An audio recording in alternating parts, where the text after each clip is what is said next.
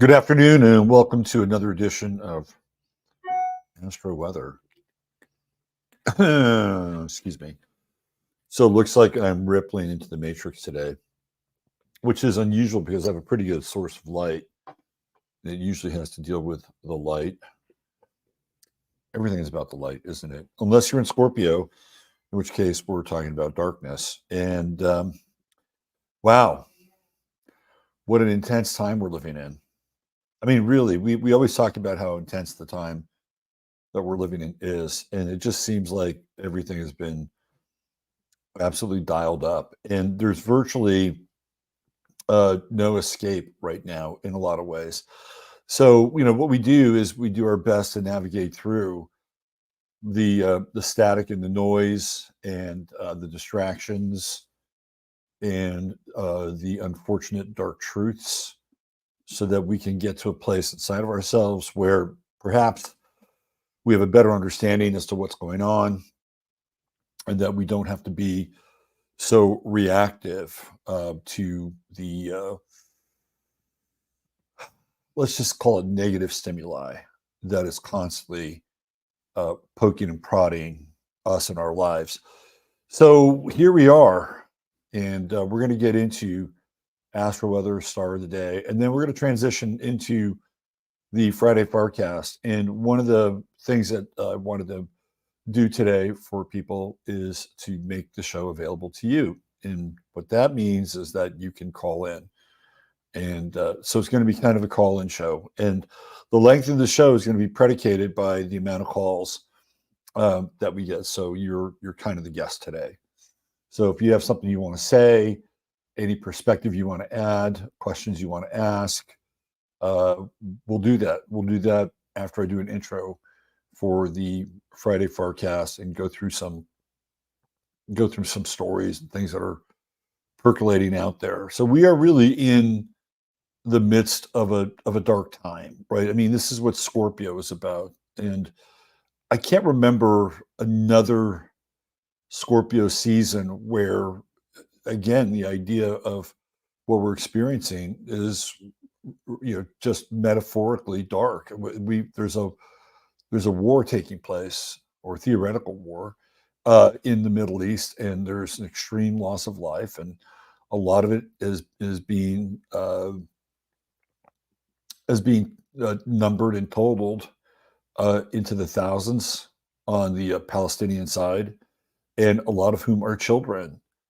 And I don't know how much darker it gets than talking about the wages of war or sovereignty, or the defense of one's own territorial right to exist as it relates to children. And we've seen, it's so interesting, we've seen how children are used as emotional currency all the time, except this time, right? Isn't that interesting?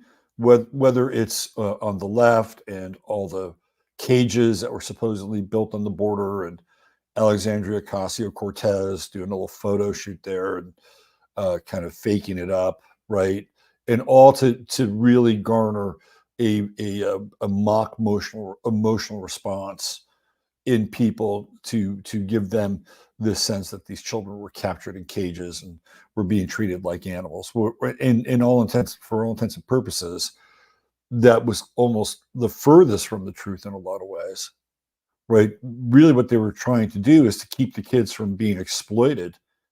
And again, remember that this was an Obama program that had been set up to house these so-called illegal immigrants, and then the children, many of whom did not have true custody with their parents. A lot of that was being sorted through, right? So that if they did have a parent, then they would go with the parent instead of somebody who claimed to be their parent, in which case it would put the child at harm, right? So there were some things going on there, but of course, all we were given was the kids in cages emotional currency.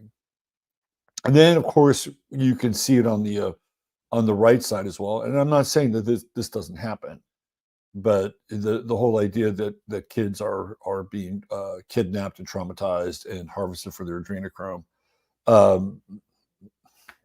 know a few things, and I've talked to a few people, and let's just say that um, that protocol is on the menu. Okay, it's on the menu, and at the same time, uh, it still is at times used or exploited as emotional currency. Right? I mean, you could do that either way on the left side or the right side, and I would say on the right side, there's probably more legitimacy to that. But it's interesting that when it comes to what's happening in Gaza, there is no emotional currency with children. They're just inert, or they're just, you know, bags of flesh, or a statistic, and a statistic that has no context or meaning, right? The wages of war. And this is just how it happens because they're in the line of fire, right? It fascinates me that given what we have seen about the exploitation of children and spiritual currency, that that it doesn't really make as much of a difference or an impact. It's fascinating.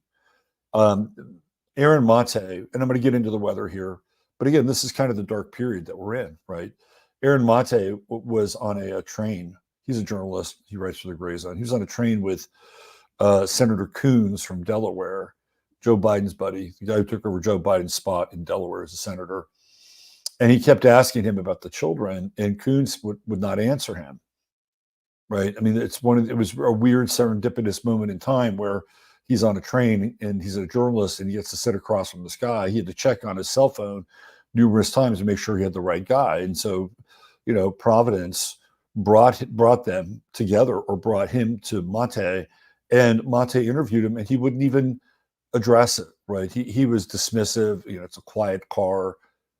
All the things that he could do in order to deflect the situation or steer the conversation away from what was really being asked. And I find it to be fascinating that he's an elected official and he's on an Amtrak train, which receives public funding. Amtrak is subsidized by the government, which means that you subsidize it. So he's an elected official on a publicly subsidized train, and you can't even have a conversation with him because he's in the quiet car. Right. But again, the idea around this was asking about the children, right, in Gaza, and it didn't register at all. So I just find it fascinating that they're able to whip out the children when they need it and use it as a talking point or political leverage, and then when something's really happening, yeah, silence, right? We're not going to talk about it. So that is kind of part of the dark time we're in. If you really think about it, I mean, it's incredibly dark. But what's also interesting is that with Scorpio, as we morph into the Astro Weather here, because my man Jasper's just showed up, Scorpio exposes the darkness, right? That's one of the things about Scorpio. It's what it's good at. And all we have to do now is look around and see uh, sort of the propaganda machine at work, right? And the propaganda machine is not pretty. It reminds me of the Nine Inch Nails album, "Pretty Hate Machine," right? That's kind of what it feels like. And we're being expected to be moved, and our emotional needles expected to be moved, so that we can fall in line and support the cause of quote unquote, Greater Tel Aviv, right? And they're pushing everybody very, very stringently. And not only are they pushing them stringently, but on the other side, where we have the whole Palestinian thing, which I think also is a bit of a psyop. I think some of the Palestinian stuff is a psyop, not all of it, but when I say Palestinian, I'm talking about the the demonstrations, and I'll get into more of that over when we do the Friday FARcast. But that's what Scorpio does. Scorpio exposes the darkness. So we're seeing kind of what's going on behind the scenes, and it's not pretty, right there. It brings us a stark contrast.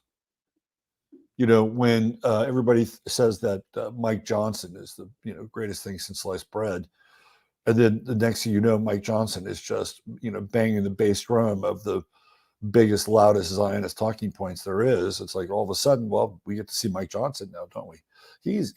I got to tell you, Mike Johnson is nuttier than a payday bar. He's nuttier than a payday bar. He's an Aquarian, and imagine a Christian fundamentalist Aquarian. Yeah, yeah. So we're talking a whole different expression of Aquarius in a very unusual way. But then again, hey, that's Aquarius. All right, why don't we get into the astro weather since I've been talking about it? And by the way, thank you for being here.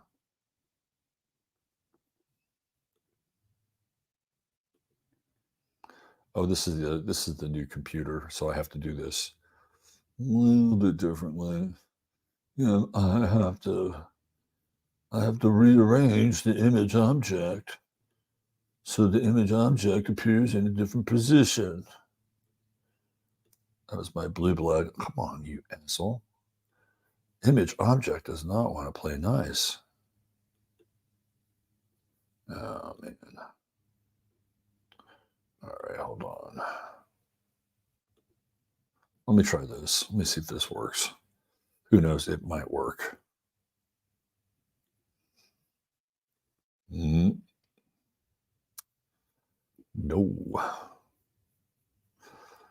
All right.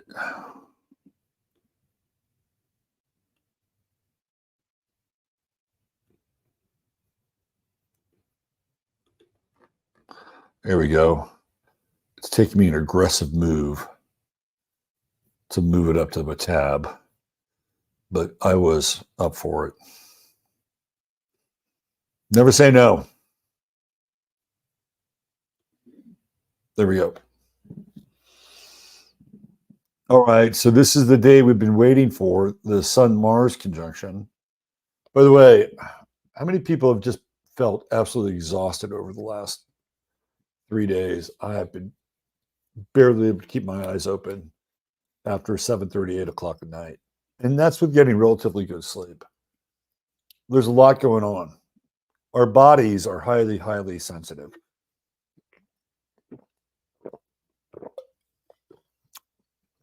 Whether it's some of the things that are happening with the sun, the CMEs, the magnetosphere, the earth changes that are taking place in Iceland, Japan, very disruptive changes. Of course, we're going to pick up on these things. And a lot of times, being able to just function and be in the world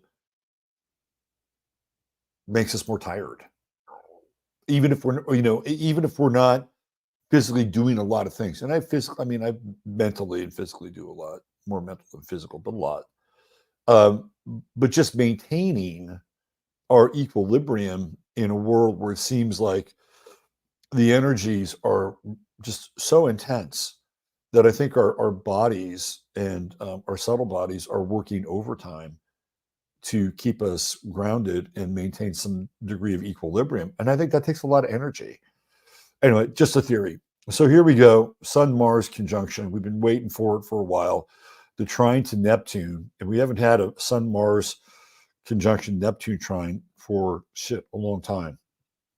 It's very rare. We get the Sun-Mars conjunction generally once every 2 years, unless Mars is doing something different during that time. Like if there's a Mars retrograde during Scorpio season, of course, there's a good chance we won't have it, or if we do have it, it will be Mars retreating and the sun advancing. Anyway, but here we go. I really like this energy with Neptune because it's creative energy. Anytime you get Mars trining Neptune, if you got it in your chart, or let's say Neptune moves slow, so let's say you have Mars in Cancer at a latter degree. Well, you've got Neptune trining your Mars right now, and that's a call to creativity and to allow your creative talents to flow. And and then of course Mars will determine how that works Mars in Cancer is kind of cyclical. It's not full on all the time. It's kind of on, off, on, off. It waits for the basin to fill, and then it uses the creative inspiration that's filled in the basin and expresses it, empties it out, and does it again. That's the nature of Mars, right? Tied in, tied out. So, you know what I need to do? I forgot this. Give me 1 second here. There's something I'll need to do. Okay, I needed to check my volume. I needed to check my mic. Okay, we're good. Today would be one of those days, if we really wanted to have a peaceful solution, it would be a great day for it. It would be, but nobody is invested in peace. I mean, that's the problem. Peace doesn't earn anybody any money. You don't get new contracts from peace. You're not able to raise funds necessarily for peace, right? Everything that stands counter to peace is where all the money is made. So there's no financial incentive for peace. Isn't that odd? It's true though. But this is one of those days where something so egregious could take place. Again, we're talking on a mundane level. Something so egregious could take place that a type of peace would be forced. Because here we go, Mars and the Sun are right in that conjunction, and then squaring off against Saturn. Now, some people will say, well, this is Cazimi, and the Sun will take away some of the elements of Mars, and Mars will take away some of the elements of the Sun. No. You may get that with some other planets, right? Let's say it was, I don't know, Venus, Cazimi, Saturn, or something like that, right? But it's not going to happen with Sun, Mars, because they're both fire signs. And so what you're going to get is you're going to get amplification. That's what's going to happen here, amplification. So all you people that are late sign or late degrees in the fixed signs, whether you're late Aquarius or late Leo or late Taurus, this period is going to affect you pretty intensely. It's like the energy, especially on the Leo Aquarius side, will move you off your block. Meaning you won't. There's a very good chance you won't be able to be impassive, or rather passive. It forces you to break a kind of a wall of passivity, right? Again, we're talking late degrees, anywhere between like 20, 29. Right in the pocket there, either side of both of those signs. With Taurus, if you're a late sign Taurus, and you have these energies on the other side, well, you're already dealing with Uranus, which is probably making you feel buggy and a little schizo like that. Taurus doesn't like to be disturbed. The Taurus likes routine. It likes to build. It likes to accumulate. And Uranus, especially retrograde Uranus, can be very disruptive. So if you're a late degree Taurus, you've been going through that. I think you got up to 21, if I'm not mistaken, or 22. And so anybody in that kind of last decan of Taurus, which puts it in the Capricorn decan, you've got Uranus being very disruptive. Now, the good news is that it could also help you kind of break old patterns, because Taurus is a fixed sign, and you might be able to innovate. You might be able to innovate and look at kind of new ways of doing things. But now we throw, this conjunction in. So late degree Taurus people are also in the conversation, but they're different. They've already been kind of turned inside out a little bit with Uranus, and how the fixity of their everyday routines has been disrupted. And again, that may not be a bad thing. That may not necessarily be a bad thing. So maybe for those folks with Taurus, late degree Taurus, we have Sun Mars here. Maybe if you've been going through a disruptive cycle, the Sun Mars conjunction can help you set some goals, because it's on the other side of the chart. And you want to You want to move your attention. Like, that's where I want to go. That's where I want to go. So in the best case, that's how an opposition will work. In the worst case, Sun, Mars, your late degree Taurus, people are coming for your money. I'm just kidding. Barely. But yeah, so you late degree signs are getting rocked. Late degree fixed signs are getting rocked.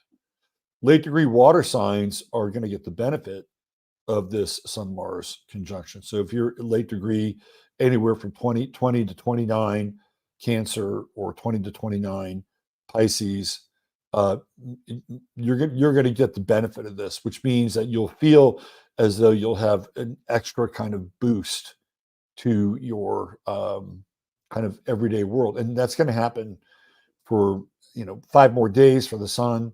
The Mars will still be lingering as the sun crosses over Mars, and that'll be interesting as well too. Even that Sun Mars crossing, because Mars, if we're just looking at the two planets, we're just going to talk about the conjunction. Mars is leading the way right now, so the god of war is out in front of the god of reason and light, right? Which is what the sun is supposed to be. So you have Aries and you have Apollo.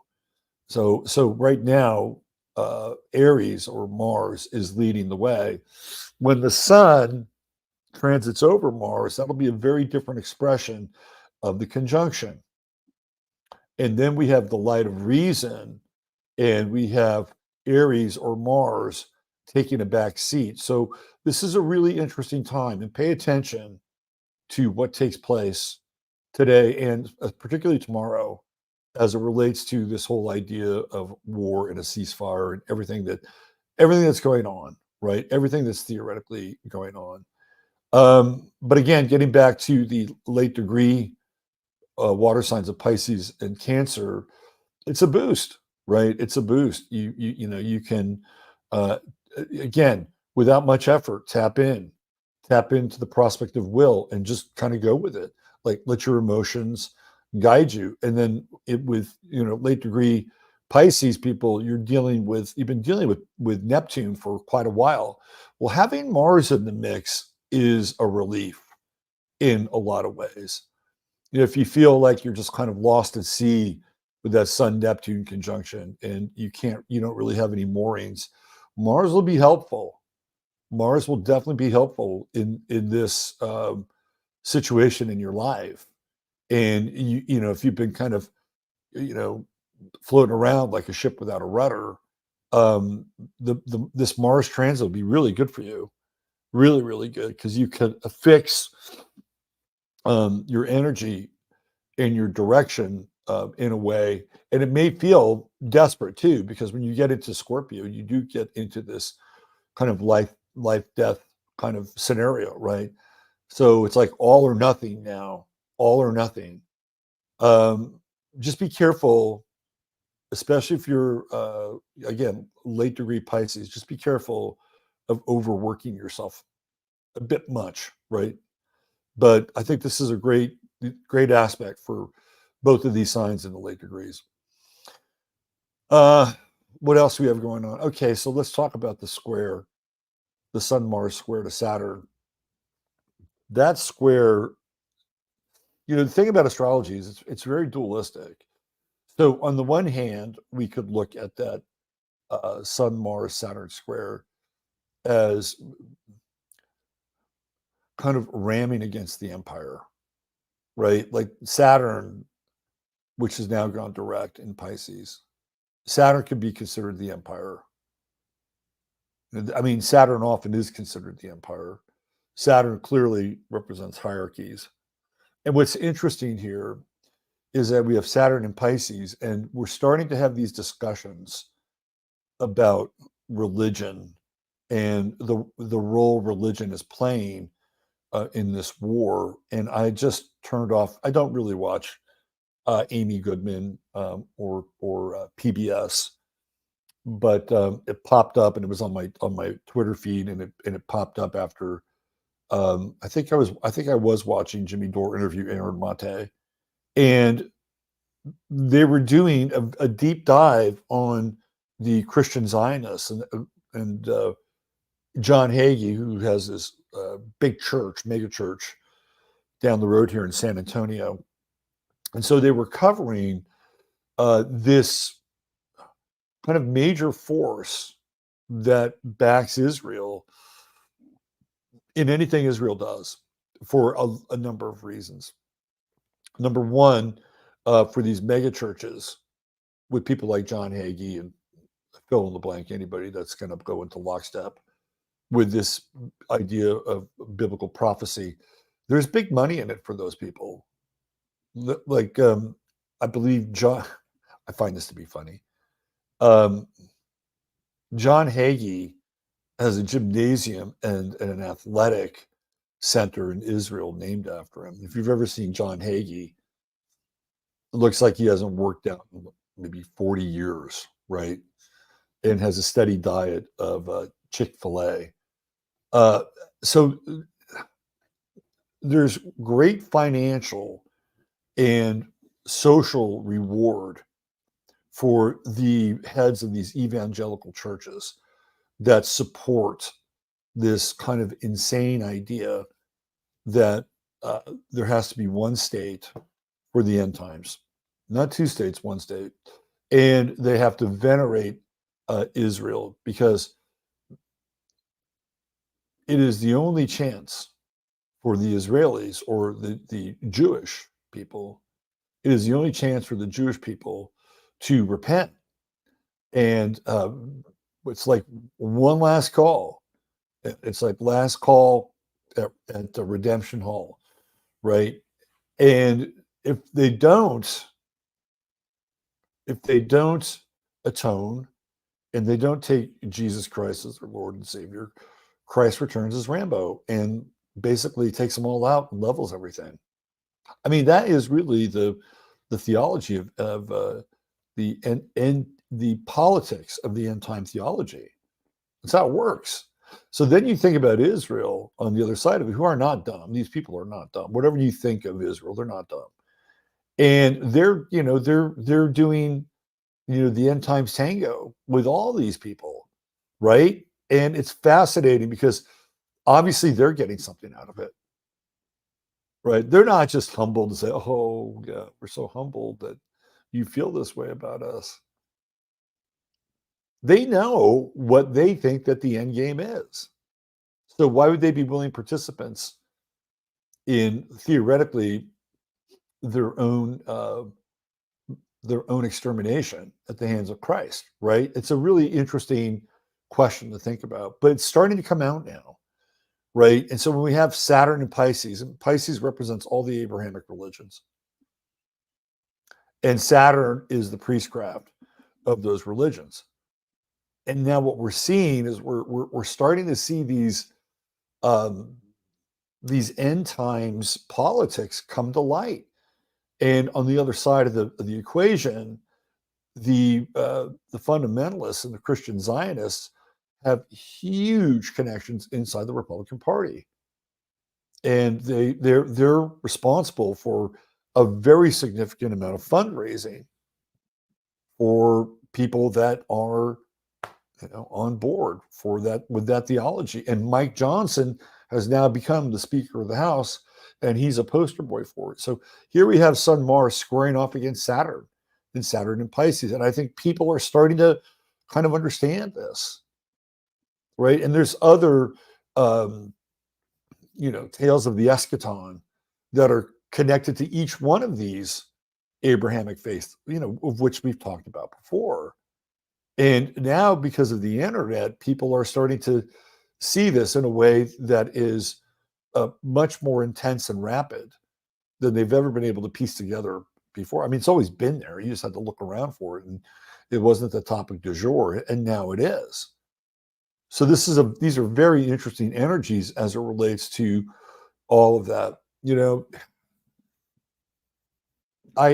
one thing, again, this is all mundane astrology, but the one thing that could really be a game changer, and not in a good way, of course, would be something akin to a false flag or psychological operation, right? And one that would include a church or a temple or a mosque, fill in the blank, right? And that is also, kind of baked into this. It's definitely baked into this. And so today is, I think, the holy day for Muslims, Saturday for Jews, and Sunday for Christians. And we're coming into this energy over the weekend. So, the worst case scenario would be, some kind of an explosion or some kind of an event at a synagogue or a church somewhere. And that wouldn't be out of the question for this energy, right? Because it is explosive and it's hammering against the institution in a lot of ways. Saturn's also authority, and Saturn is also here in square with Uranus, right? It's a wide square, but it also, so that means that these forms are, theoretically breaking up, and the forces that are circulating can be very, very destructive. And just, the destruction can go in either direction, right? It could be the destruction of illusion, so the truth can come through, or it can be the destruction of the thing itself, which can in turn create more illusion, right? So this is a very interesting day, and it feels to me like, and even over the weekend, but it feels to me like there is both the propensity here and the potential for this to be an explosive event, and at the same time, some kind of potential for peaceful reconciliation. So we're really on that path here more than ever today and tomorrow, on this path of um, the brink of destruction, and this movement towards reconciliation. Okay, and so when we're in a time like this, a lot of times, especially when we go into Scorpio and Sagittarius, because we're in the collective part of the chart now. We're dealing with collective energies. We don't return to the personal part of the chart until springtime here in the north. You in the south, you're moving in that area, which is ironic. But so now everything that really happens in a lot of ways affects us more, because during this cycle with, basically Scorpio to Aries, we're in that collective part of the chart. Everything from the 8th house to the 12th house. So a lot of what we go through is determined and influenced by, for better or worse, what's going on in the world, right? So how does that affect you personally? Because we all have personal lives apart from all of this. And I would hope that, some of the things I've been talking about, especially the pull to be creative, you're listening to that, right? You're listening to that. So instead of kind of having this nihilist point of view, which would be the square going on, you can move through that. And sometimes the two are not mutually exclusive. Sometimes you have kind of a nihilistic point of view, and you can work through creatively. It's amazing what art can do in terms of being able to express emotion and get you unstuck. The moon today is in Capricorn, and it's kind of moving into a closer conjunction as we get into the evening. So emotions are intense, right? But that moon in Capricorn can be kind of frigid and icy and austere. And the closer it gets into that conjunction with Pluto, the closer it also gets into this sextile with Neptune. So there can be some emotional breakthroughs over the next 24 hours in your life, and even the trine with Uranus. And of course, we talk about, how when the sun moves over Mars, what happens when the moon moves over Pluto? Like, there's an intense catharsis here between 19 and 28 degrees. And when the moon moves to 29 and then 0 Aquarius, it's kind of a new day in some ways. And since we do associate the moon with the night, right, this could take on the role in some ways of the dark night. And the dark night, meaning that, of course, it's conjunct Pluto, which is a very dark planet indeed. And then the transit over Pluto, which would be Sunday. It would be Sunday, which would be sort of the dawn of a new day. That'll be very interesting. Very, very interesting. And then again, coming at your emotions, looking at things emotionally in a different way. I think one of the things that we're all dealing with in some ways is this idea of Groundhog Day.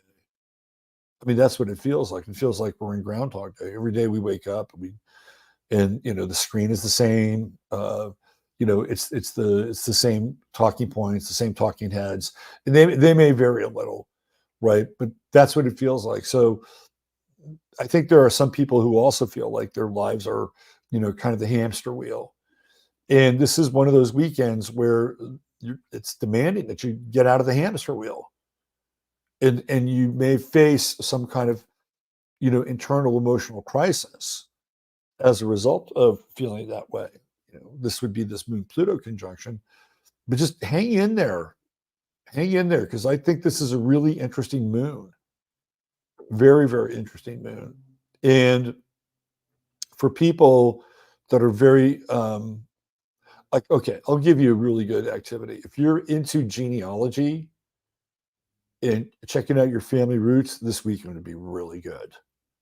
Really good. You might find some material in your exploration that could absolutely, utterly change your idea of who you are and where you come from. So if you're into that, check that out. We got Venus and Libra. You know what's really interesting about Venus and Libra? And I might get into this on the Friday FARcast. But what's interesting about Venus and Libra is that Venus went into Libra, and of course, Xi, who I believe is a Libra, came to the U.S. and China, which is a Libra country, and basically flexed. Basically flexed, right?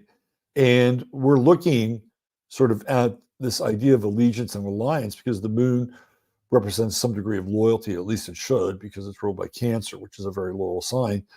In its opposite sign, in Capricorn, however, that loyalty is really more connected to the idea of the state or the corporation or the corporate state. So that's fascinating, especially in light of the show they put on in California. For all intents and purposes, looked like California had been captured. In fact, there's a video clip where there's an American soldier with a Chinese flag.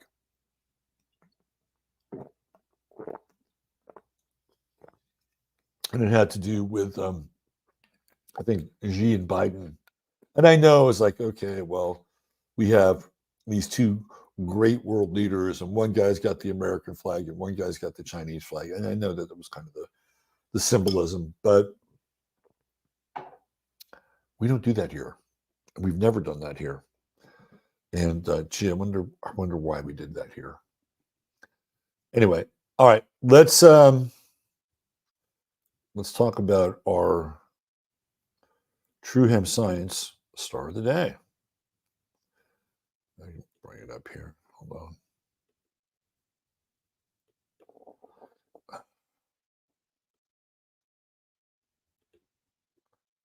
I'm going to find out why.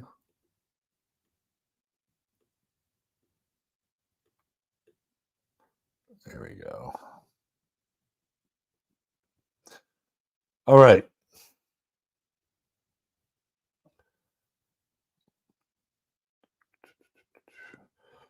Your True Ham Science star of the day.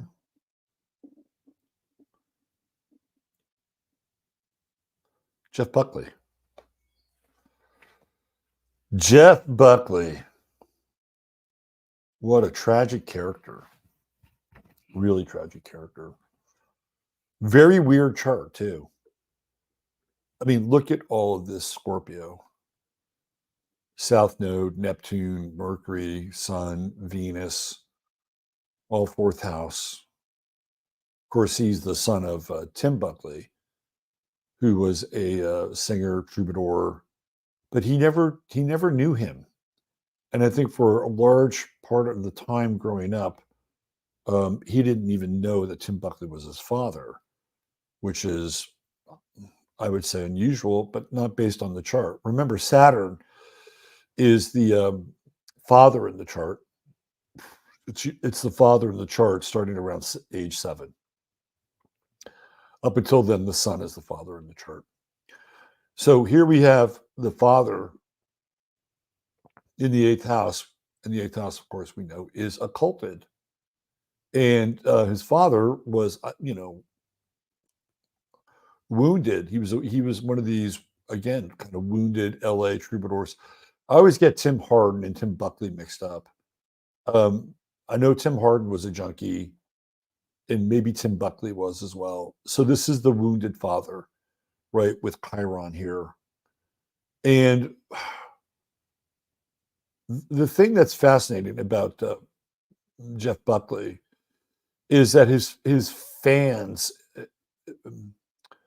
said that his music had a deeply spiritual underlying message. And when asked about it, uh, Buckley was like, "Well, I'm not a religious person. Um, I don't set out to write things that are spiritual in a way that I'm going to sit down and say I'm going to write a spiritual song."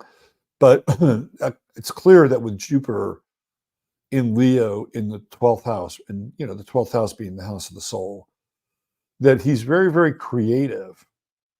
And what's fascinating is the trine going on in his chart, and he's got a trine going on with Jupiter and his sun, and Jupiter and Mercury, and even a wide kind of trine. It's mostly with Mercury and the sun.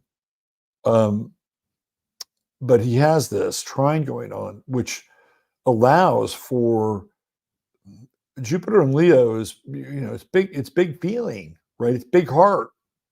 That's how Jupiter and Leo rolls. And in the 12th house, it has to come somewhere. So here with Neptune and Mercury, he's really the recipient of, that Jupiterian expansion, not just from the heart, but coming from the 12th house. And the 12th house tends to be very archetypal. So it wouldn't be that far afield for him to, pen and sing songs that would be spiritually uplifting or have, a tremendous heart in them. Right. So I think you can see that in his chart. And, his, the way he sang, he had 4-octave range, which is insane, right? Just an insane range for the voice. And he has this true node right here in Taurus on the midheaven. And, Taurus does rule the voice. So, he's here to express his voice through the world, right? And to be in the world. It's another part of his chart. But it's almost as if the weight of his 4th house, but maybe more importantly, the weight of his 2nd house with Pluto and Mars and Uranus here opposing that Saturn was the thing that did him in. Maybe and his death was really strange, right? He was, I think it was in New Jersey, and I think they were um, on a beach or something, and he just decided to run into the ocean, if I'm not mistaken, and he got caught in the wake of a tugboat and he drowned. And to me, that's really Saturn in the 8th house, Saturn and Chiron in the 8th house. And it's the 8th house, of course, is the underworld, right? The underworld and the undertow. And he's got this Saturn Pluto opposition. Now, not everybody who has a Saturn Pluto opposition will die by drowning. But you throw Mars in there and that weird kind of spontaneous sprint into the ocean where he is not found again until like June 14th or something like that. It's just bizarre, right? It almost seems faded in some ways. And I think at that time, Gemini was really prominent in the sky because his body was found on June 14th. But he's clearly intense. And he has this very, very unusual chart. super unusual. It's the stellium of intensity and the legacy in a lot of ways of his family life too. So there's that. And then there's this, I would say, really powerful creative force that literally emanates from the 12th house that he's able to channel and pick up on. And even with he was pretty, if I'm not mistaken, he was pretty prolific. Like he was headed in a direction of somebody who could do a lot of different types of music. He could do blues, he could do folk, he could do kind of sort of jazz oriented stuff, ballads, throw some atmospherics and so he could have done a lot of stuff, right? He was just starting to get cranked up because when you see the sextile, right, with Pluto and Mars to Mercury, but somebody who once they get on a roll, they want to keep working. They want to stay in that creative lane. So he had that. He had the inspiration, but he had those two oppositions, no squares in the chart, which is unusual, right? No squares. And it was those oppositions that I think were the most problematic for them, particularly Saturn. And what's interesting is that both Saturn and the moon, the father and the mother, are in the oppositional space. And then the moon in Aquarius, which kind of makes everything very detached, right? Hanging out between the fourth house and the eighth house. And this is the mother. And obviously his mother played more of a role in his life than his father because of the sixth house position. But I'm not even sure how, what that role really, maybe a friend, maybe somebody who kind of knew people in the industry or the business. I mean, it's just such an odd placement for the moon. And I think in a lot of ways, it gave Buckley this ability to sort of step outside of himself and observe everything. And maybe during those periods, he didn't really like what he saw. Uh, a lot of his songs are, they're very intense and not afraid to wrap themselves around the darkness. So clearly a huge talent that, you can make a case that he died too soon. Does he remember the 27 Club? When did he pass away? Let me look here. Let's see. 1997, 1966. No, he wasn't. He was 31. 31.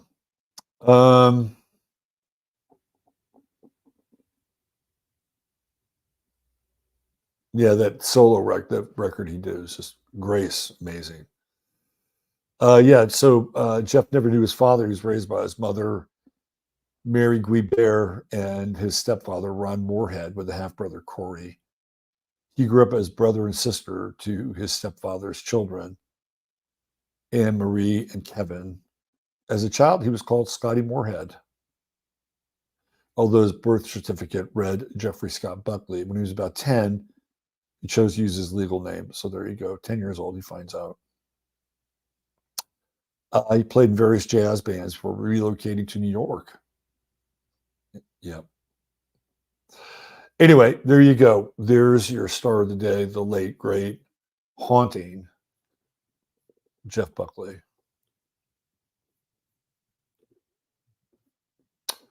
Okay. So there we go. You can't make it up. Yep, that's right.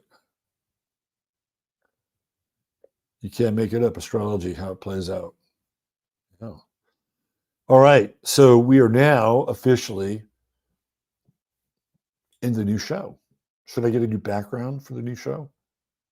Why don't I do that? Since we're no longer doing astrology, I have some limited backgrounds here. Let's go with the old Matrix background. Here we go. I wish I had some Friday FARcast. I did have a Friday FARcast theme song. I stopped using it though. All right, so here's what we're going to do now. I'm going to go over a few news items and talk about some stuff. And if you guys want to chime in, jump in, if you have anything you want to say, anything you want to bring up, uh, we'll have a period for that. So this is your call-in show, your unofficial call-in show. Okay, so let's check out, like, just kind of take the temperature of what's happening now, because you never know. You never know what's happening now.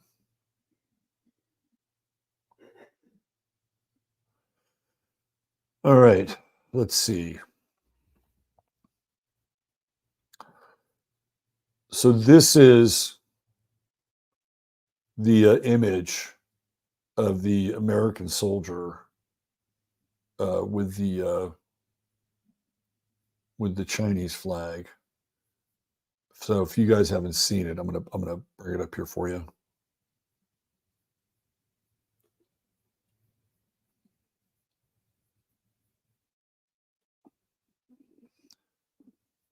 So this is totally predictive programming, right? This is what's happening here.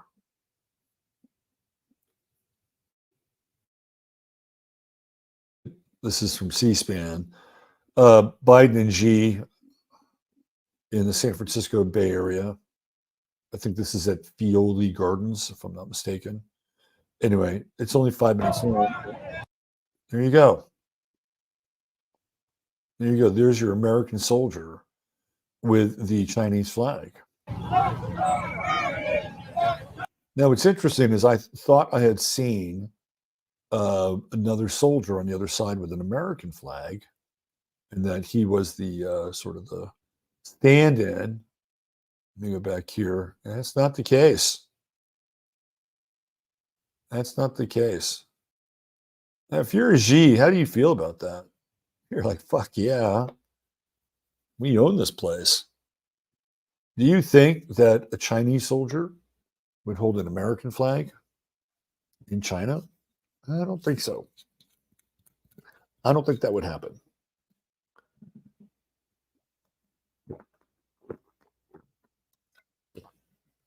And of course, a lot of you had seen the motorcade where every single flag on wherever they were coming from was Chinese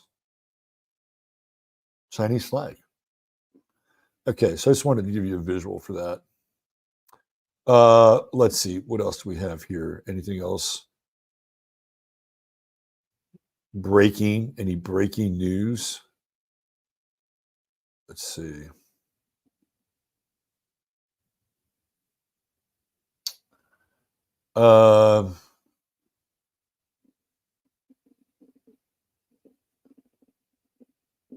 So what's interesting here is that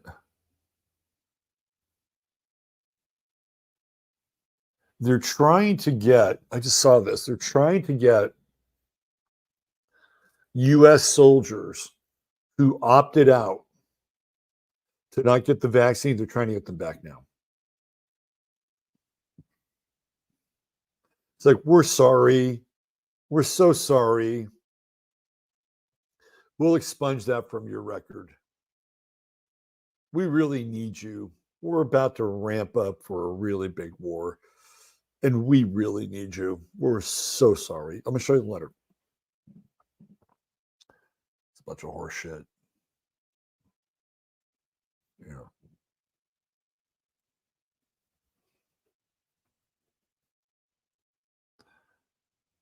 So this is from a brigadier general.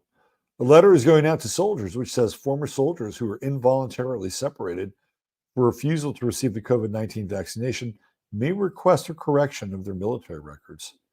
It also says individuals, let me blow this up here, make it bigger. It also says individuals who desire to apply to return to service should contact their local Army U.S. Reserve. So they want them back. According to Breitbart, only 43 out of the 8,000 plus service members discharged for refusing the vaccine have returned as of October 5th. Hope C. Rampy, Brigadier General, United States Army, Director, Military Personnel Management. What does that person look like? Let's see. I always like to look at people.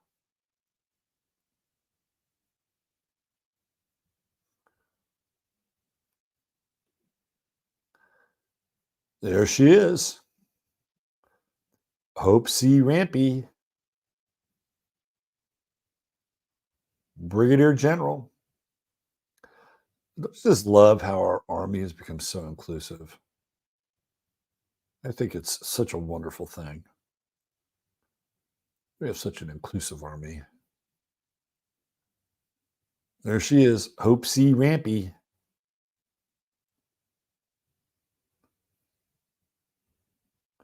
Cameron University. You must be just so proud of General Rampy. How tall is she? About 5'3"?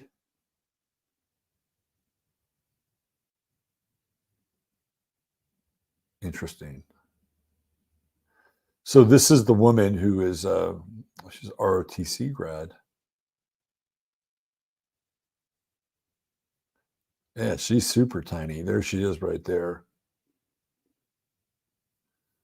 Your new diverse Army.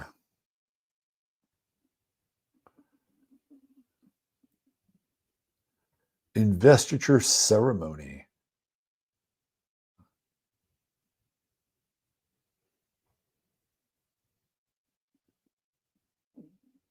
Who I think maybe they reserved this role for women because the other one was Brigadier General Twanda Tia Young. I never knew that the Army invested in brigadier generals when it came to personnel. Hope C. Rampy. All right, there we go.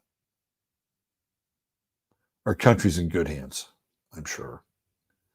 Let's see what else we have out there. Americans don't want to go back. The real Americans like, no thanks. No thanks. You showed us what this was all about, and I got a better deal now. I guarantee you that's what's happening. Let's see. Anything else news-wise? I did see something that I found. Here it is right here. I was going to talk about this. And I've been noticing that that there are people, clients, whose dogs have been passing away. And I just wanted to bring this up because it seems to be more than just a coincidence. So there are these fatal respiratory attacks that dogs are having, and they're all the same, right? They're all the same. They call it a mystery illness, but apparently if you can get to these dogs quickly within the first 48 hours, there's a chance that they'll have a better chance of surviving. All right, so let's just read this here. Dr. Lindsay Ganser, the owner of North Springs Veterinary Referral Center in Colorado, has reported at her animal hospital alone she has seen 30 cases of the mysterious illness. Ganser sampled the unknown respiratory illness, but it tested negative for any known viruses and bacteria. According to the Oregon Department of Agriculture, the symptoms of the new illness are coughing, sneezing, discharge from the eyes or nose, trouble breathing, and fatigue. Vets have reported the illness does not respond to traditional antibiotics, which has resulted in dozens of dogs dying from the unknown respiratory illness. According to Today, the pneumonia-like illness starts as a cough and gradually worsens, with the illness also being resistant to antibiotics. In addition to coughing, sneezing, discharge from the eyes and nose, trouble breathing, and fatigue have also been observed, according to the Oregon Department of Agriculture. Dogs who exhibit symptoms may also test negative for common causes of respiratory illnesses. Officials said that dogs are most likely to contract the illness by coming into contact with other dogs, with places such as dog parks, kennels, and groomers posing a larger risk. So these are the states where this mysterious respiratory disease has broken out: California, Colorado, New Hampshire, Oregon, Illinois, Washington, Idaho, Indiana, Georgia, and Florida. It's probably not just within the boundaries of those states. Oh, these poor dogs. Highly contagious and similar to kennel cough. Okay, you know where my mind goes with this? My mind goes into, of course, the carjack, and how we know that there is shedding with the carjack. And then could that shedding also affect not only other humans, but our beloved pets as well? That's where my mind goes. And of course, everything is a mystery now. Oh, isn't it just a mystery how this, this healthy teen just had a heart attack and keeled over? Oh, isn't this just a mystery that this actor who was in fine health a year ago, not even 40? Well, we're just baffled. You know what they're calling it? The Great Baffling. That's what they're calling it. The Great Baffling. We're just baffled. We don't know how this could happen. It's just a mystery. How fucking technologically advanced are we when we can't even come up with something, label it a mystery, or we're just baffled? We don't really understand how all these young people are having heart. It must be climate change. It has to be climate change. That's the only reason why. That's the only possible reason why. It's got to be climate change. Uh,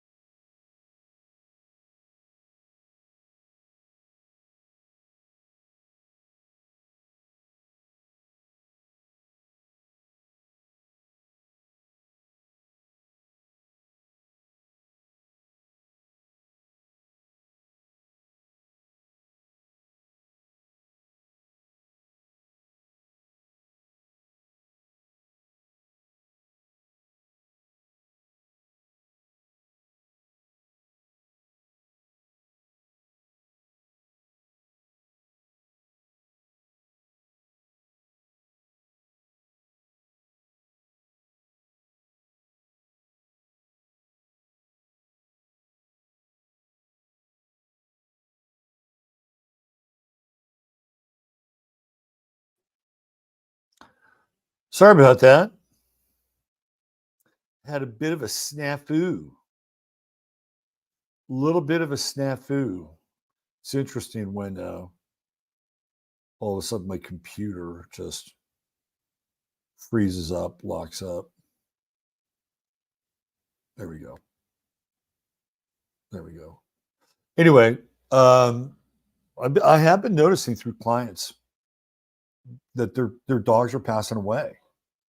And I don't know if it's completely related to this respiratory illness or maybe an offshoot of the respiratory illness, but there's a high degree of clients who are losing their dogs. And I mean, if you think about it, right, the whole idea with the World Economic Forum and the Great Reset, there's no room for pets. There's no room for pets. Pets are they're carbon criminals, is what they are. They're carbon criminals. They're creating too much carbon. So they're part of the net zero plan. And it's really interesting how in the movie Planet of the Apes, the backstory of Planet of the Apes is that there is this disease that wipes out all the cats and dogs. And then that's how the chimpanzees become indoctrinated and domesticated and brought into people's lives. And it's through that indoctrination and domestication that they begin to increase in intelligence and eventually wind up taking over the whole fucking planet, right? So we've seen the script before in a movie, and it's the Planet of the Apes. And there are even like bronze statues of a dog and a cat, to remember these animals that once walked the face of the earth. And I think we take it for granted in a lot of ways that a lot of the things that we've experienced and had in our lives for a long time will always be here. And when we're dealing with the social engineers and what they see for the world or want for the world, it's very different than the world that we've been used to and have lived in, right? Those are two very, very different worlds. So we just assume that these things will be here forever. And we love our pets. Our pets give us great joy and really are very important for a lot of people that don't have other people in their lives. The people that are shut-ins or people that have had their families kind of abandon them, and they lean on their pets for companionship. So they're really important as part of the human experience. And to strategically or systematically remove them from our lives would be it'd be par for the course with something like the Great fucking Reset, right? Oh, here we have a nice little robotic dog for you, and you don't have to feed it. Kind of looks like a dog, doesn't it? He'll even talk to you. Okay, why don't we do this? We have to be told what is going to happen. That's true. Happens all the time. Happens all the time. Kabuki Theater, Bo, terraforming for reptile habitation. Certainly seems that way, doesn't it?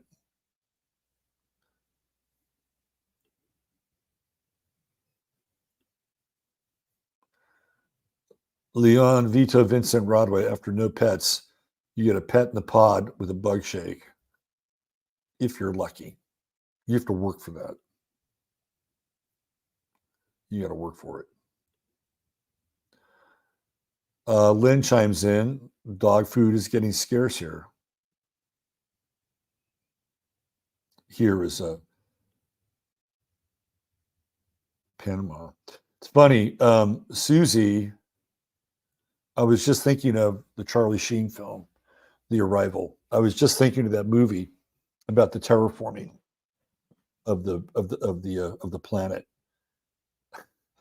I remember watching it. It was on the TV one time, and we were somewhere 3/4 of the way through it. We just turned it on. I'd watched maybe 5 minutes of it, and I knew about the movie. And I was at that time, I was with my then wife, and we're watching it. And there's a scene where he's with this young black kid, Charlie Sheen, and I said to her, "That black kid's an alien," and she'd seen it before. She said, "How did you know? How did you know?" So I just knew. It's kind of easy to figure out. We just started watching it. But if you know anything about movies, right, they want to hit you where you least expect it. So I was able. It's actually a really good movie, The Arrival, Charlie Sheen. Clyde was talking about virtual children in the metaverse last night. It's weird. Do you guys watch or follow um the channel Mind Unveiled? Have you guys seen that channel? They do a really good job on a lot of the Tartarian stuff. And they really stumbled upon this whole Cabbage Patch Kid thing. Have you guys seen that? And how there are all these postcards with kids literally growing out of cabbages. It's really fucking weird. Like postcards, posters, signs, all of these kids kind of growing, in gardens like little cabbages. And so they actually found this cartoon, which is uh, what was posted earlier, telling what you're going to do. Well, they found this cartoon. I guess it was this Darkwing Duck cartoon, which is I think an offshoot of Donald Duck or something like that. And it was this bizarre cartoon about cabbages, people being cloned out of cabbages, like all kinds of weird shit. Really weird shit. And of course, we have the Cabbage Patch Kid dolls, which are, the whole thing is kind of weird, right? Have you guys seen that stuff?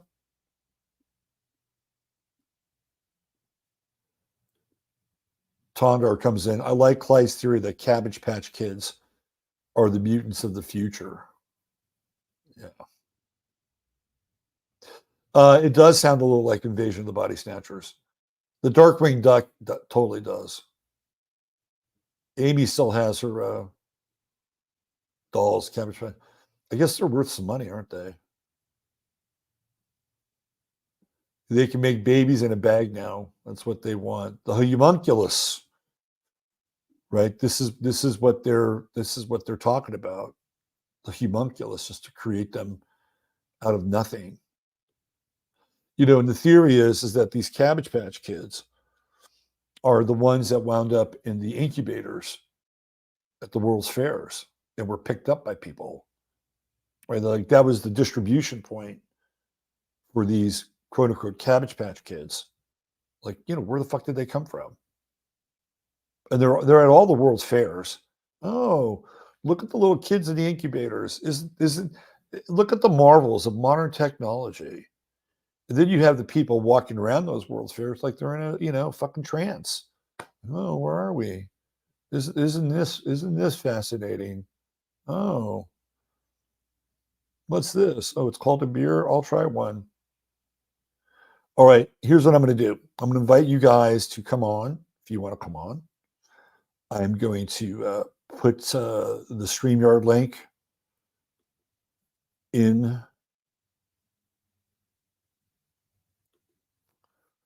the box right there. And I'm going to put my headphones on. Jasper's sitting on my headphones. And if you want to call in, you want to chime in, you want to ask a question, you want to talk, you have a weird theory, if you want to talk about your favorite Cabbage Patch doll, the lines are open. East of the Rockies. First time call in line.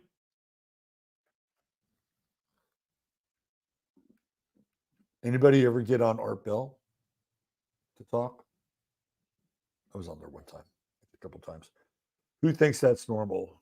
Let's put up here leaves of grass. A bunch of premature babies in incubators at a fair, right? Right? It's like, oh yeah. We just borrowed them. We just borrowed those little knuckleheads just to show off how amazing the technology. Don't worry, they're going back to the hospital. And we've tagged them all personally so that their parents know exactly who they are. It's not normal. It's like, do you know who was do you know who was in one of those incubators? Jerry Seinfeld's dad. He talks about it. Yeah, my father, he was in one of those incubators. All right, we have a caller. It is Healing Heart Rosie. I know you're not a caller, but it just sounds better because we're playing like we're on the radio. So, Healing Heart Rosie, welcome to the show.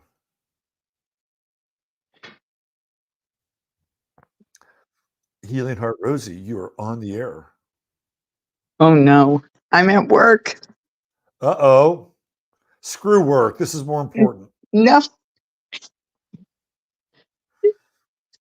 Well, welcome to the show. What do you want to talk about?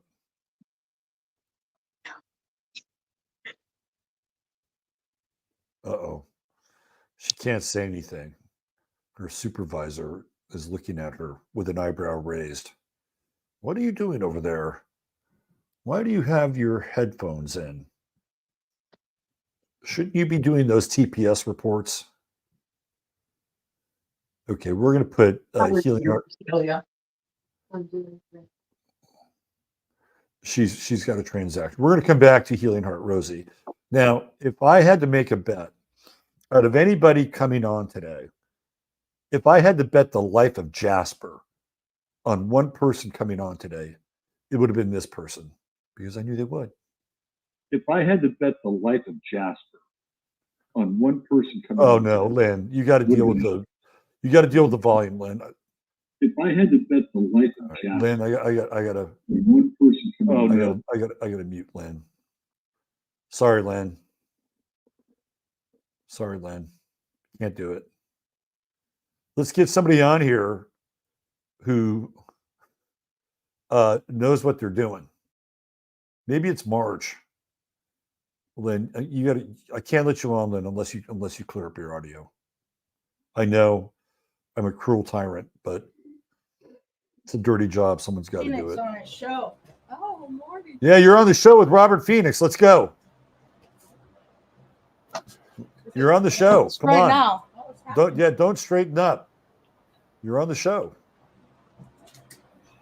Oh my God. People, come ready. Come prepared.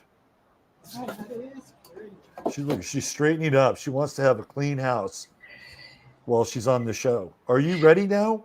We've been waiting for you to get your room together there. Are you there? Hello? Testing 1, 2, 3. You're on the air. Okay. The light's a nice effect. I'm digging the light. But you're on the air now. Yeah, you're smiling. Wave to everybody. Now you got to say something. Is that me? Yeah, that's you. That's you. Okay. Yes. Yeah. I'm excited, Mom. I'm so excited. Hey, is that your mom there? Bring her over. I'm going to try and keep going. Bring your mother over. Maybe she can be emotional support for you. There you go. All right, Marge. You're on. You got to come with something. He's a Virgo.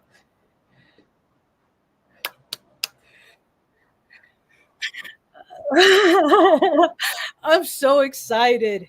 This isn't good radio, but it's kind of good video. I'm excited. I gotta ground myself for a moment, please. Okay, take a deep breath. I'm ready. All right. Let's do this. All right. Hey, everyone. It's quite a ramp up. What's on your mind, Marge? I'm here. I'm ready. Let's do this. Okay.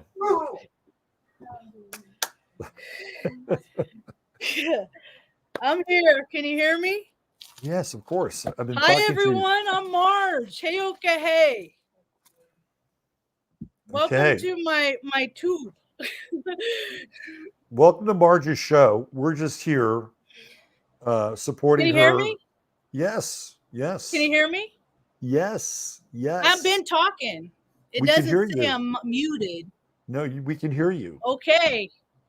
There is a delay. I'm listening on my phone, You shouldn't and I do have that. you on You stream. should don't do that. It'll fuck you up. Don't do that. All right. That's one of the things you can't do. It's like, remember I'm gonna. back in the old Mom, days, come say they would hi. say, turn the radio down. Oh, hey, Mom. How's it going? Hi, Robert. You look like sisters. Okay, my name's Marge. I'm a Heyoka empath. I'm here for spiritual triage into the new age. Okay. All right. Good. How's that going for you? Okay, well, we do have a delay. Maybe we should address this first. Yeah. So try not to listen to me on any device. Don't listen to me on a device. Okay, I just want to take a moment to introduce myself. I want to thank Robert for giving me the opportunity to come on and I'm only going to take a few minutes. I don't want to take too much time. I'm a storyteller, and my story is vast and wide. I have a horrendous story, but because of this story, I am here to help usher the new age, the new heart space, and to teach people that if they live from their heart, we can change our communities wherever we live. And if everybody does a little bit in their communities, that will spread out in a collective manner. So we're going to be busy. And like you say, Robert, it's going to get crazy. I'm ready for this. I'm a psychic intuitive. I have the ability of telekinesis. I get it from my mom. I call it my lighter trick. And I encourage people all over the place to try this, because we have power. It's all energy. We're energy. And when I was born, mom was under a great deal of stress, and my body supported her emotional field. So I was born at a very low weight. They call it Addison's disease. And then the way I look at it is that my body has been put in a high frequency. It gives us kind of a bird eye views. The only thing is constantly all day long, I'm having to tell myself that it's not a scary thing. It's an exciting thing. Because when you get so much trauma, your mind has to tell your body that you're okay all the time. And then I was in the military. I was at Offutt Air Force Base. That in Nebraska, that is where the Looking Glass Project. the Looking Glass Yeah. they did that project, was started there. So because I am in such a high state frequentially, it's my word, that it receive all kinds of data. So when I go to a place, I get the energetic imprint of that place. So when I went to Offutt, I got all of that, which is on the 40th parallel. I grew up in Redding, California, which is on the 40th parallel.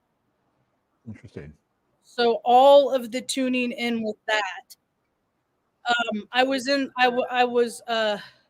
born right next to where Susie, Jim, and I grew up in San Bernardino. That's the 35th parallel I was adjacent to. When I went to the island of Crete for Operation Iraqi stuff, that is on the 35th parallel. And I got all the energetic imprint of the history of the island of Crete also. Wow. So, uh, some of the things that I am here to do is that a lot of things that have happened in my life, people have gone through and said, that doesn't happen. That doesn't happen. And there's a lot. What we're finding out now in society is that things have been happening and people have had these things happen, have had happen to them. But because society can't comprehend the monstrosities of these, there's a whole group of us that are just being omitted. And I am here to tell you that it, when I was 12 years old, I read the police report about how the sheriff report about how I was raped at 10 months old. So, and I didn't get freaked out about it. Like, it didn't freaking blow my mind when I read the report. You know, the oddly enough, what happened is I had an instant knowing that that's why my hip pops.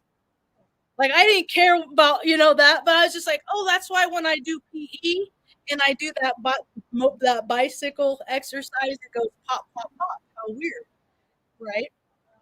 And then as I've grown up, I've come in to find out things like disassociation. And what I believe happens is we are given grace. That is the peace in calamity.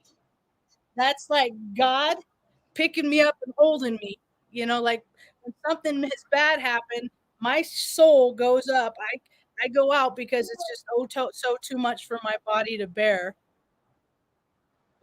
Sometimes when we come back, we don't get all the parts that we start out with. I think that's where a lot of like the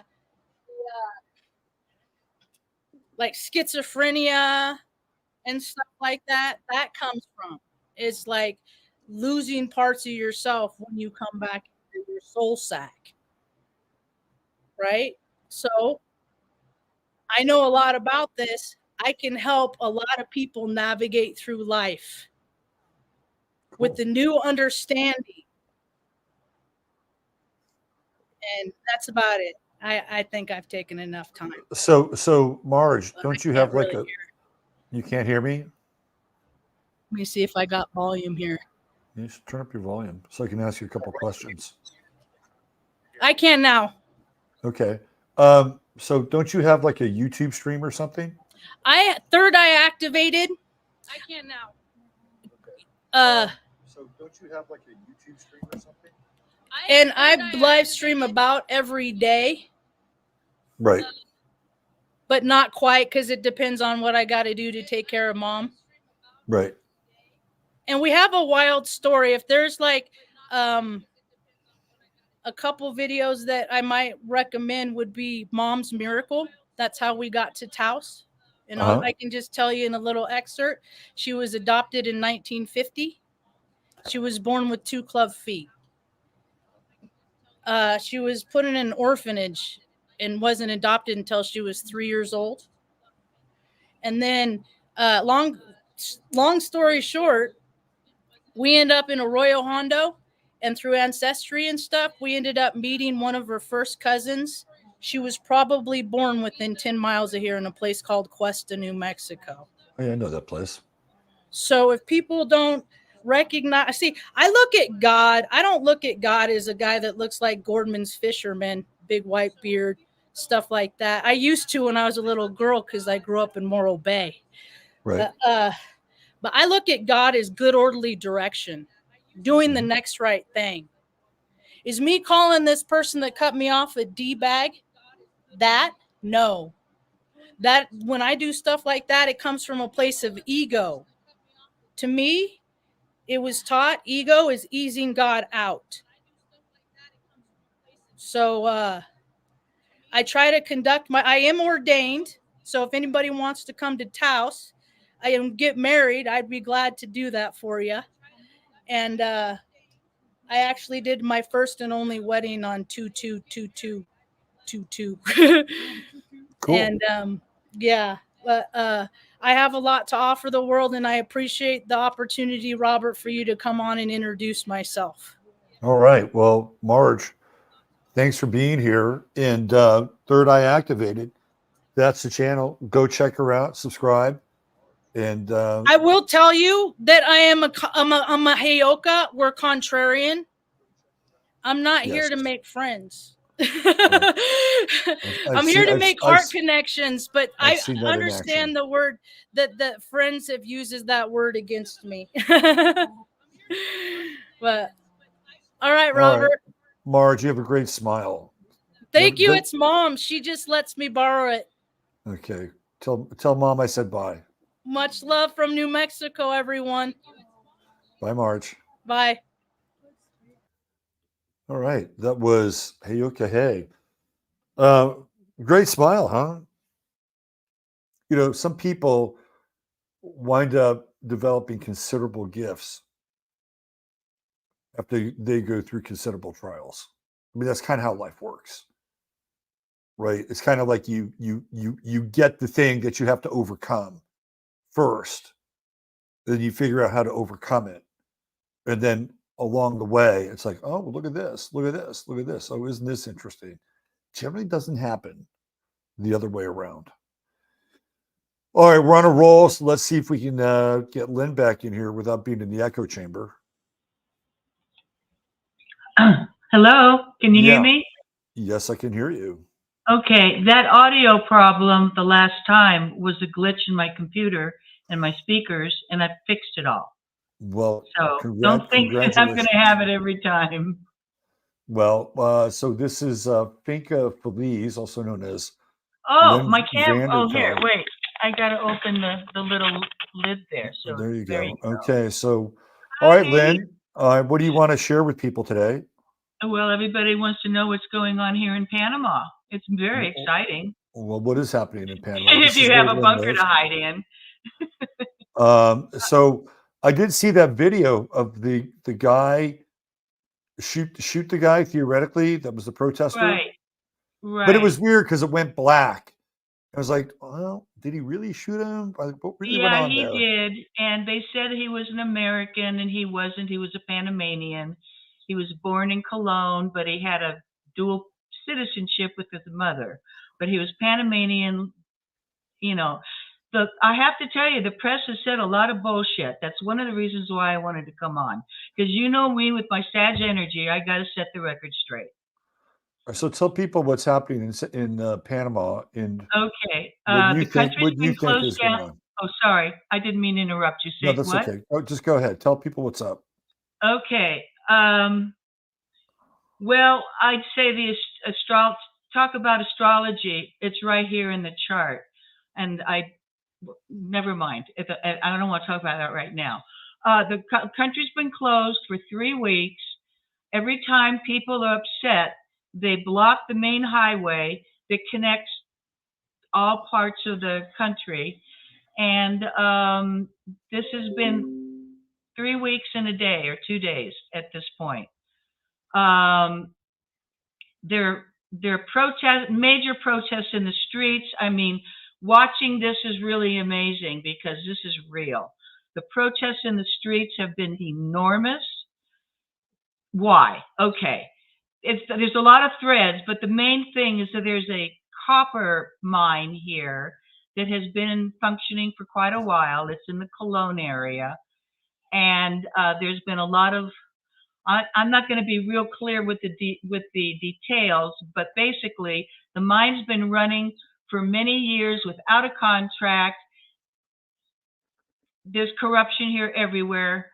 And all of a sudden, the mine is being run by Canadians, and they just signed a contract. The president just signed I'm sorry, I'm stuttering.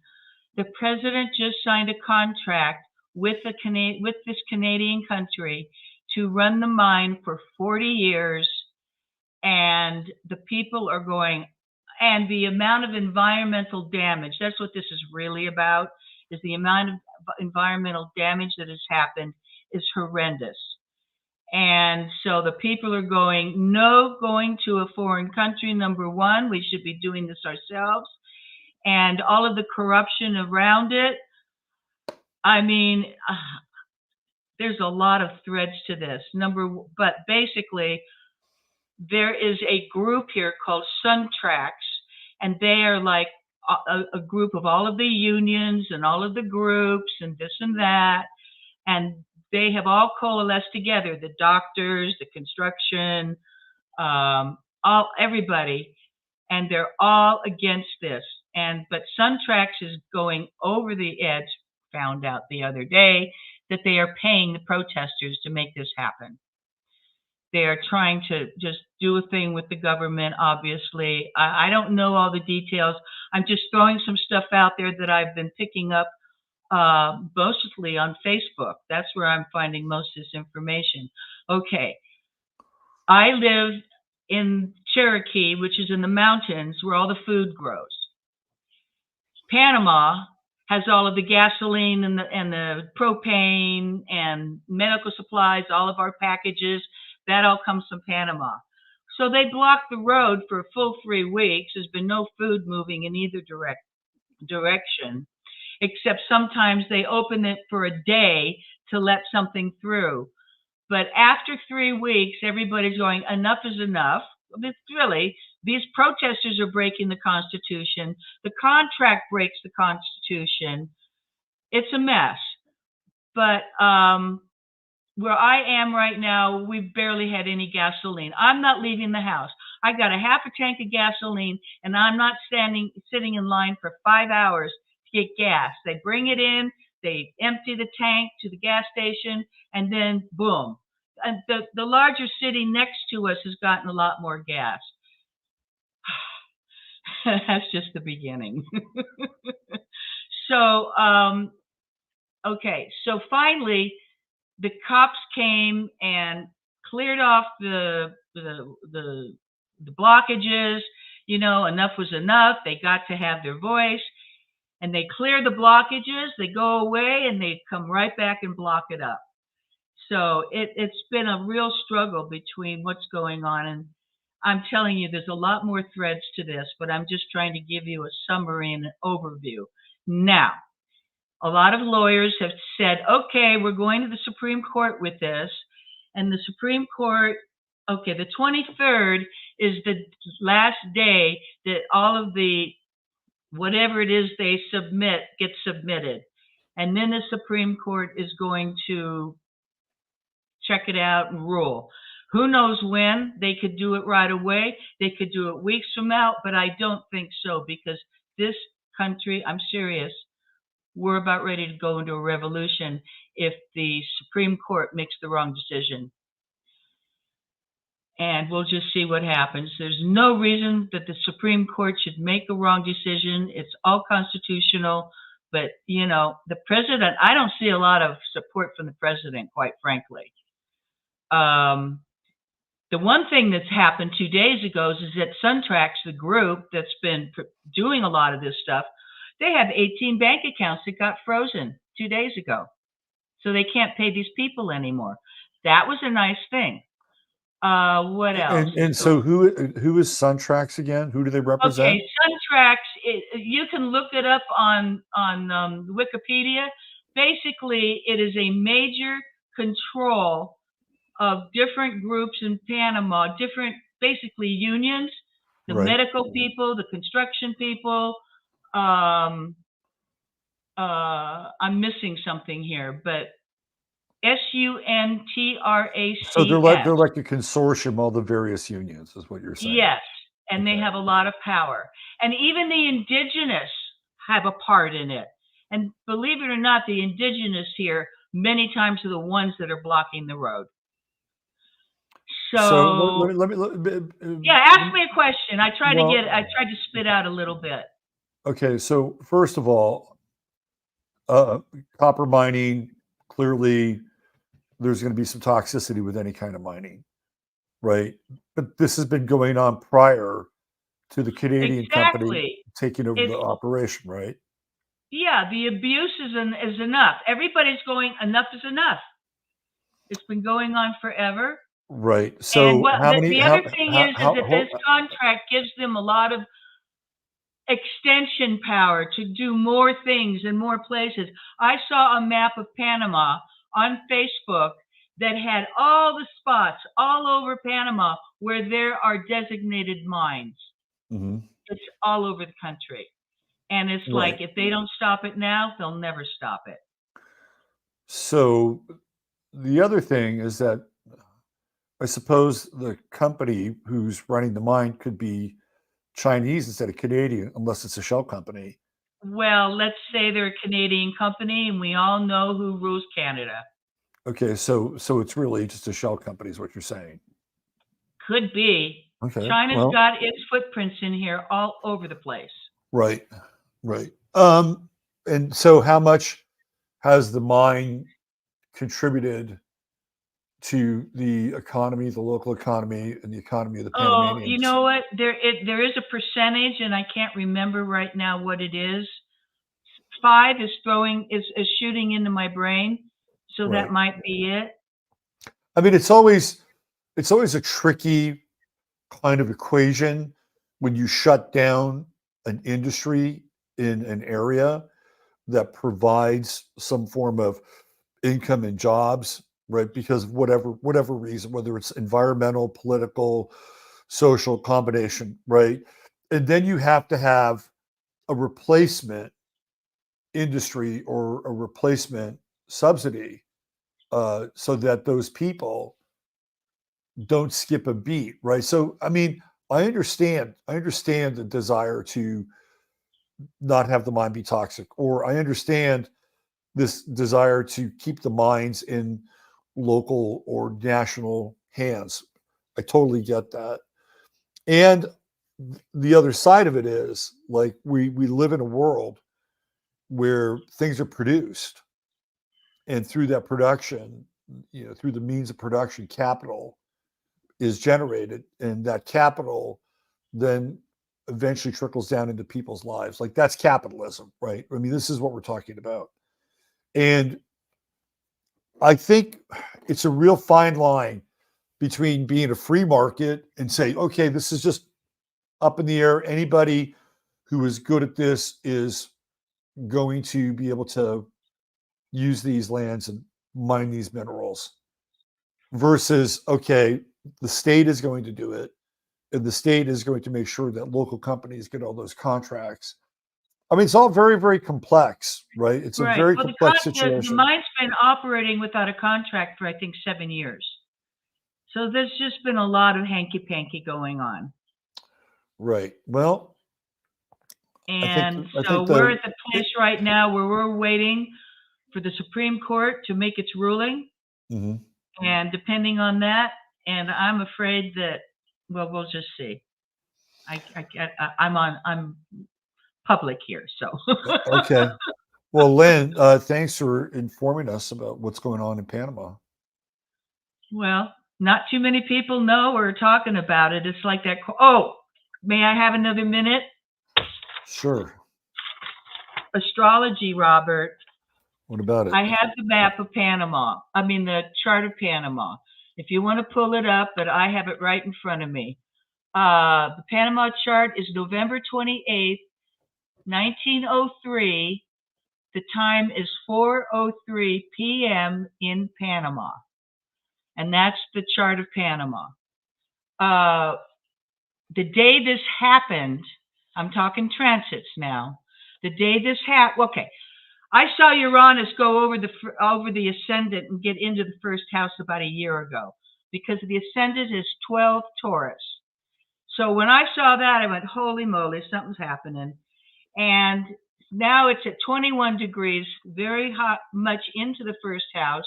And the day this happened on the 24th, Jupiter was sitting right on the ascendant, moving over the ascendant. 11 degrees, 12-degree ascendant, with Mars opposing it. Boom. I mean, Boom. it's all right here. There you go. Astrology tells the So story. it's something to watch. And Both Jamie and I are in touch with each other. As a matter of fact, he's watching this. I let him know. So I think he's watching. Good to know. And it's just, oh boy, we'll see what happens. Well, Lynn, you're an intrepid reporter. Of Stay course safe I am. down. Stay safe down there, and I want everybody to know that my Keep farm going. is a very safe place to be. I have food. The only thing I don't really have a lot of is gasoline, so I'm not going anywhere. And I'm saving my gasoline to go to my treatments every 2 weeks in Panama. I went the other day, a horrendous day. Oh, that just won't even talk about it. But anyway, my whole focus is to get to Panama every 2 weeks. I missed the one 2 weeks ago. May I show you? Okay, I guess we're getting a tour here now. Can you see? Can you see what I'm doing? Oh, you're walking. That's great. I'm walking. These Yeah. treatments are helping. So Good. the most important thing in my life is getting to Panama every 2 weeks. And, life is life. But I'm good here. I've got lots of food, lots of propane, and I'm good. Nobody's coming to get me. All right. Okay. All right, well, guys. Thanks a lot for all your support and your love. It really helps a lot being over here all by myself. all right, Lynn. Well, since you're a shut-in, you can always tune in, and we're here for you. Well, that's what's saving my life is my computer and my podcast.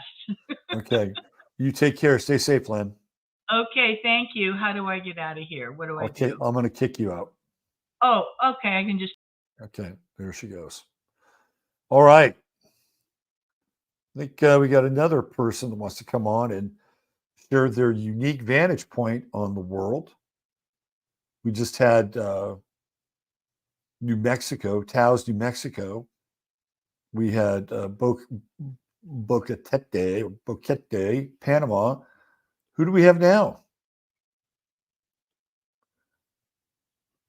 We have Julie Sunshine, 333. You got to be ready to go. Like when I call your number, you got to be ready to go. Bring your A game on this show. Here we go. Julie Sunshine, you're on the air. Oh, you were. You were. Okay. Let's see. I'm going to put the link right back in here in the chat box. We have open lines. West of the Rockies. First time caller. The wild card line. Jump on in. The Friday FARcast. The waters are warm. Let's see what other unique voice and perspective is lurking in our chat room. I don't know where Julie went, though. Maybe she'll come back. Chat roulette. That's funny. I was thinking about that, Esther. You guys know what chat roulette was?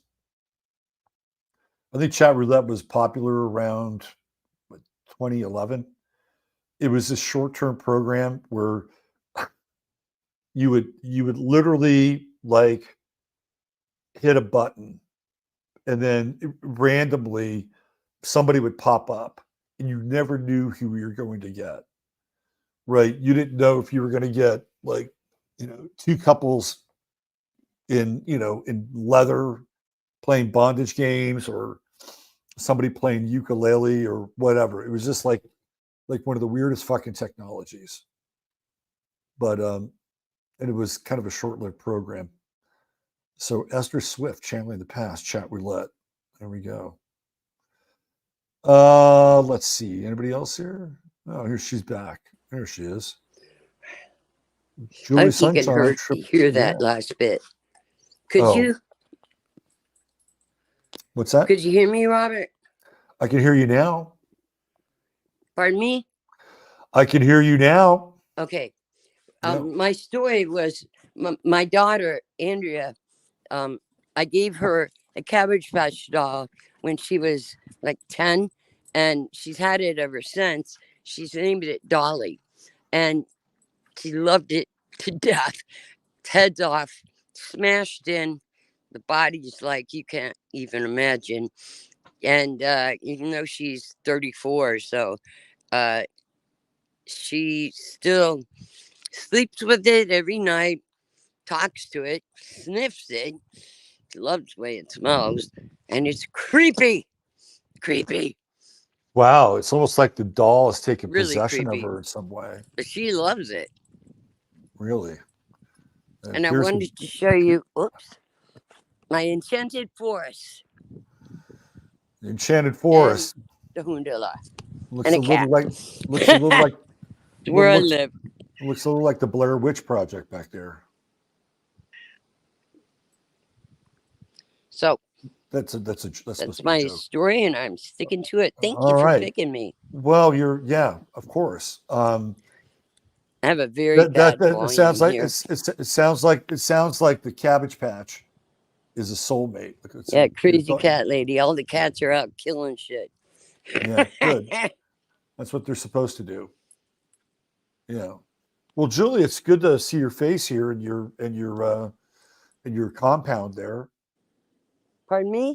It's good to see your face in your compound. Your You too. If I Yeah. would have known this would happen, I might have put on some makeup or something. We're keeping it real But today, Julie. I'm 62 and I look it. Why not? We're keeping it real today. So thanks for keeping it real. I love you much. Well, Julie, I appreciate that. You take good care of yourself and I will. all your animals and Mwah. that take Bye, care of that sweetheart. Cabbage Patch. All right. Bye, Julie. All right. That was Julie Sunshine, 333. Straight from the heart of the Blair Witch Project. No, I'm just kidding. Come on. Gotta have a little humor in here somewhere. Sometimes, right? Little humor. I was thinking more Evil Dead than Blair Witch. Founder, that's funny. That was a funny comment. Very funny comment. Let's see. Keeping it real. That's what we do here, boys and girls.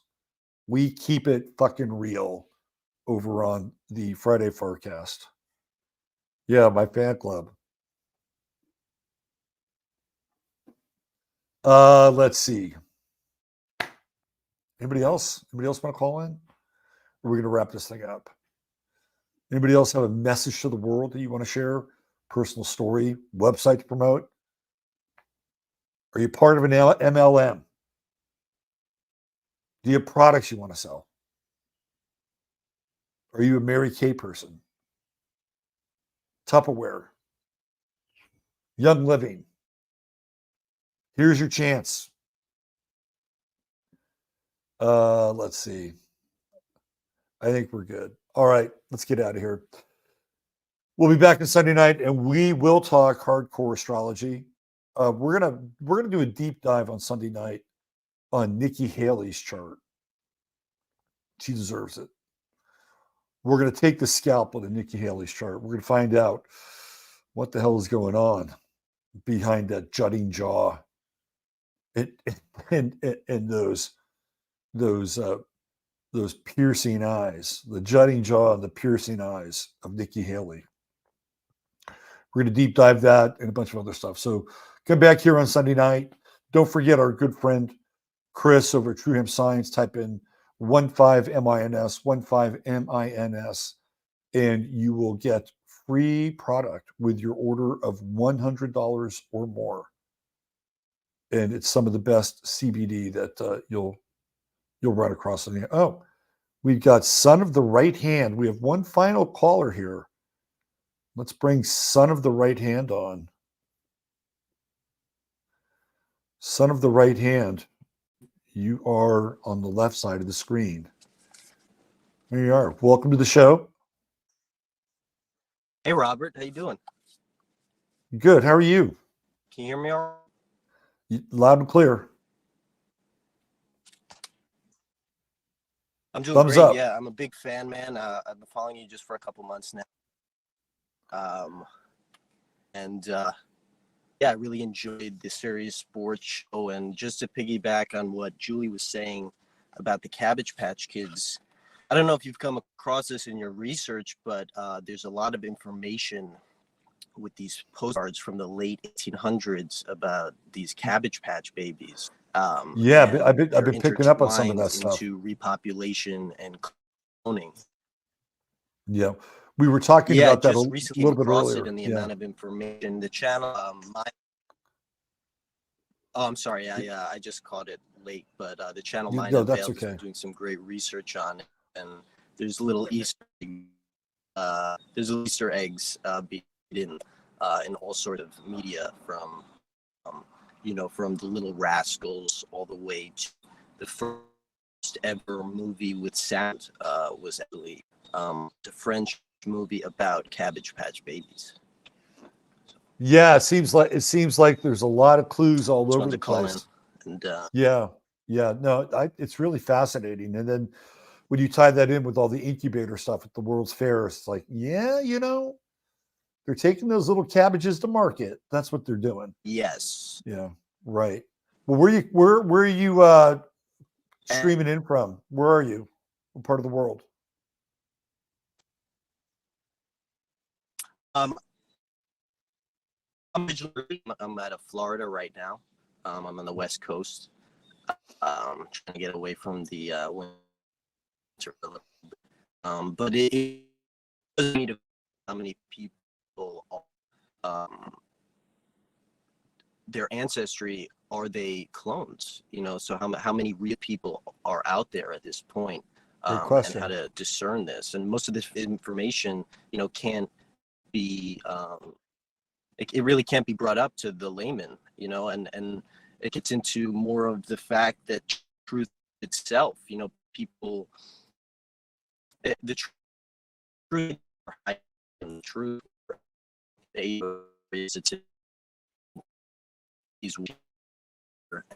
and everything's valid, that's and people are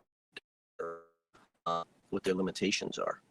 Right. So yeah, I just want to say I try to Cool. Well, thanks for calling in and thanks for watching the shows. so And stay tuned. We're gonna have another serious sports on Monday night, and we're digging that space and making all these really interesting connections. And I'm sure we'll talk about Draymond Green on Monday night and his propensity for sociopathic self-expression. Son of the right hand, thank you for being here, and we'll see you downstream. Okay.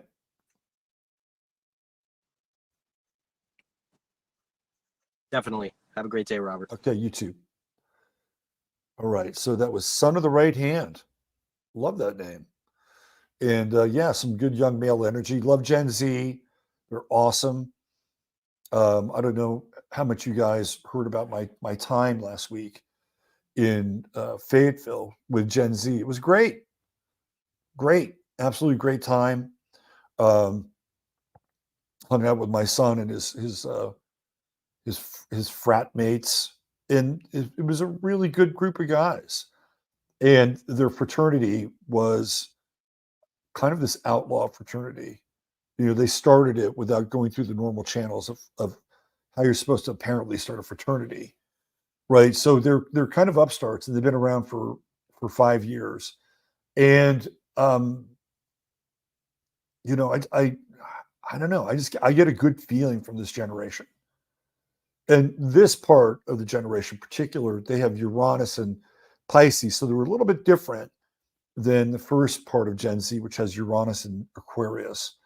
So I think they're a little goofier, right? If you can imagine that with Uranus and Pisces. But yeah, it was such a good time. And, I did glean some insight into like Gen Z relationships because I was talking to my son's girlfriend was at dinner with us. And I found it interesting that he was one of the only guys in the frat that had a girlfriend. I thought that was really interesting. And so her girlfriends came to dinner with us on Sunday night. So I asked them, I said, so, what's it like dealing with, young men in 2023? And they said, You usually get two types of guys. One that wants to get married right now. So I guess there's a wave of Gen Z that like just wants to get to it. And then there's another wave or the other group, which is completely unavailable. So there's no middle ground. And I think that that it makes dating difficult with this age group.